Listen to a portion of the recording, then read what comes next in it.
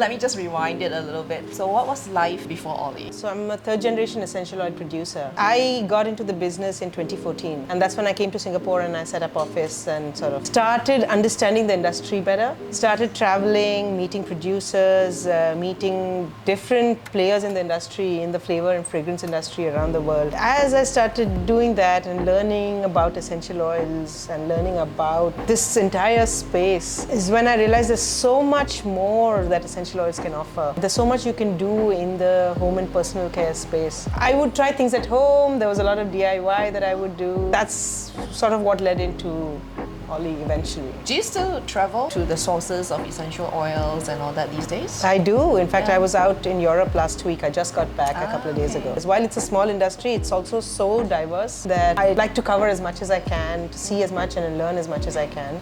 And that's something that I'll constantly keep doing. Is there an evolution to, like the production of essential oils in the world out there? There are constantly new botanicals being discovered. Okay. So there might be something that is used in medicine or in cooking in some places, but you don't see an oil for it.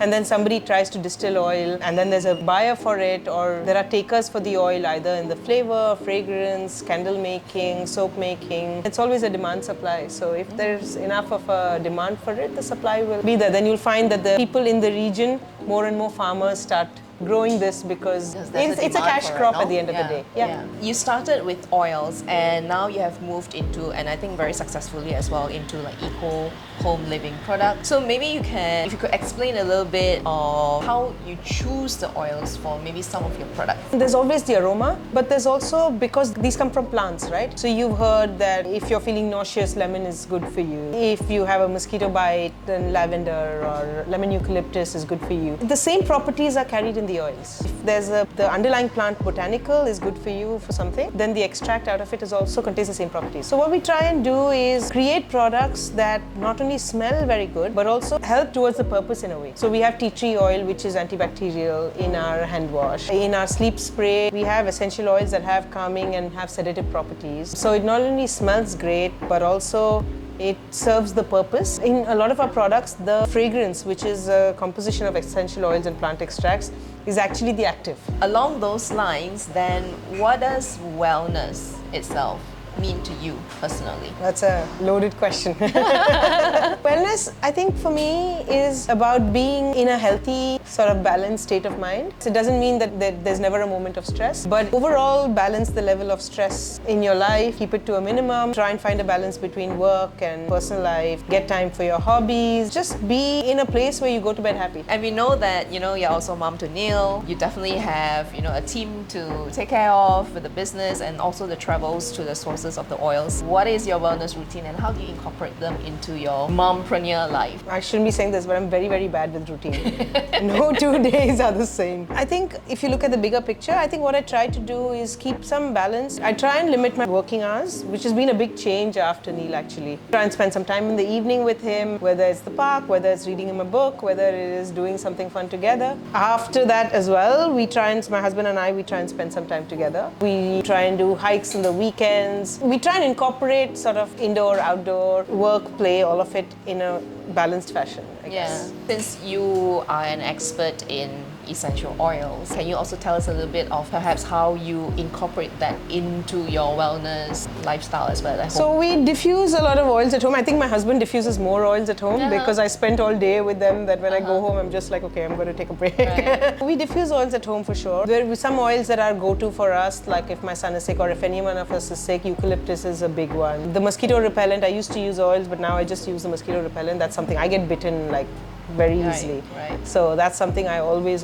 use. Okay. Oregano is another one. It has very powerful antibiotic properties. And especially if you have an upset tummy, if I feel like I've eaten something that's going to cause me trouble the next day, then oregano is something that I always keep handy. So yeah, I have some of these oils. Right. For me, moderation is very key. So I try and make sure that I use it when I need to. And I'm just curious, so for instance, if you ingest the oils, how will you ingest it? With oregano, for example, I put like a tiny, not even a drop, like a droplet, either in a bowl of yogurt and mix it up. So you need a good carrier because it's a strong oil. Or honey, you can even like a drop of it on your omelette or something of that sort, like on your food, and you spread it around. I think the idea is make sure you dilute it well and also use as minimal as possible. Pure essential oils are super potent. They are very potent. Yeah. It takes hundreds of kilos of raw material to produce 1 kilo of oil. Yeah. Like oregano leaves itself, right? If you add a little bit to your food, you use this much. This much is not even going to get you a drop of oil. Right. So when you need that much to produce a drop of oil, you can imagine how concentrated.